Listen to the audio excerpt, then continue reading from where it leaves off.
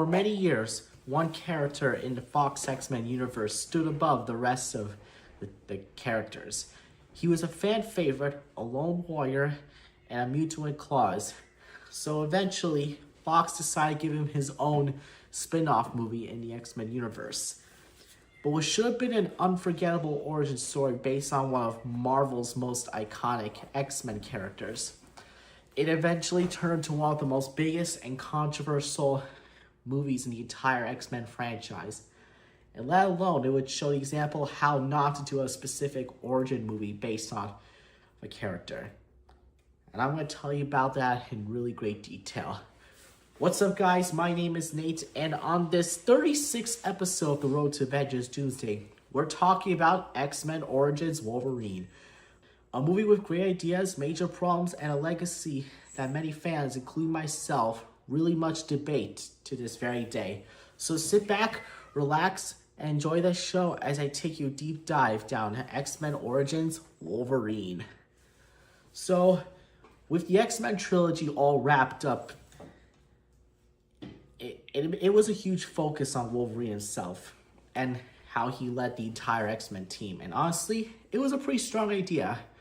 Since from the film started in the 2000s, Hugh Jackman had become a face of that franchise. His performance was intense, emotional, and iconic.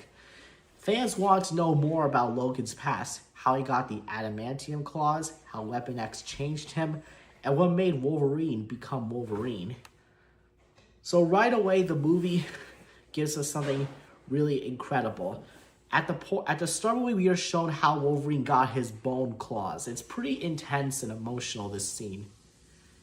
And then there was like a cool montage of Logan and his brother fight through the different wars. And honestly, that's pretty much one of the coolest openings in the entire franchise. It's emotional, stylish, and it captures Wolverine's long and painful life. So the film manages to introduce Logan's half-brother, Sabretooth, who is played by Levi Schreiber. And honestly, he's one of the strongest parts of the entire movie. He is savage, violent, and unpredictable. The relationship between Logan and Victor is supposed to be an emotional core of the film. Two brothers slowly becoming enemies.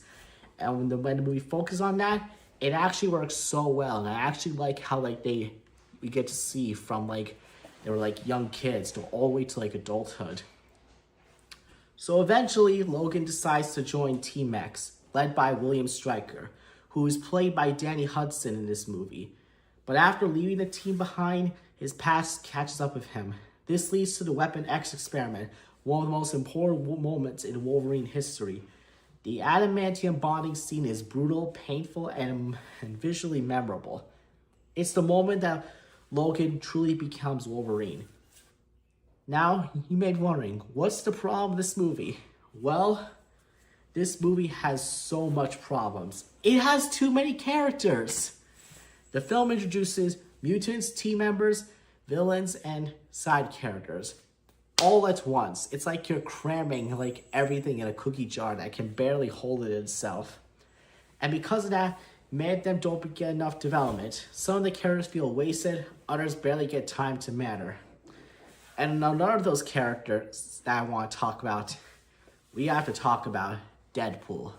Yep, played once again by Ryan Reynolds. And this is his first time as the Marvel Merc-Mouth anti-hero. At first, Reynolds actually captures the energy of Wade Wilson pretty well. He is funny, cocky, and fast-talking. But when the movie makes a decision that fans absolutely hated, it turns Deadpool into a silent weapon with powers and with multiple powers of the mutants. And comic fans, including myself, it really missed the point of the character Deadpool. This version became infamous and almost immediately. And Ryan Reynolds actually joked that his Deadpool looks like Baraka from Mortal Kombat. And I gotta say, he does really look like that. So another problem with the movie was the visual effects. Some of the CGI in the movie looked very unfinished, especially the action sequences. And combined with script problems and production issues, the movie often feels less incoherent. Because there are moments of greatness, but they're surrounded by messy storytelling. Even with all of its flaws, Hugh Jackman gives everything to the role. You can tell he genuinely cares about the role as Wolverine. He brings pain, rage, and emotion to the character, even when the script struggles around him. And honestly, without Hugh Jackman, this film will probably be remembered far worse. So when X-Men Origins Wolverine was released in 2009, the reactions was mixed to negative. Fans criticized the story, the CGI, and the handling for Deadpool. But over time, people also recognized the movie had potential. There are good ideas here, it's just not always in the right execution.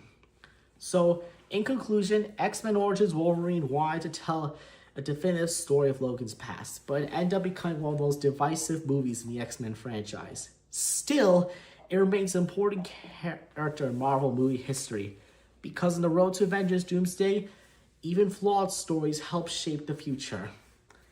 If you enjoyed this episode of Nate Reviews, make sure to give it a like, subscribe, and let me know down in the comments below. Do you think X-Men Origins Wolverine is overhated or it deserved a criticism? But yeah, that's all I gotta say for X-Men Origins Wolverine. I hope you guys subscribe because this really helps out my channel. I make new videos every day. So, that's all I gotta say. And I'll see you guys in the next part. It's the Road to Avengers Doomsday. Be good people and have a great day.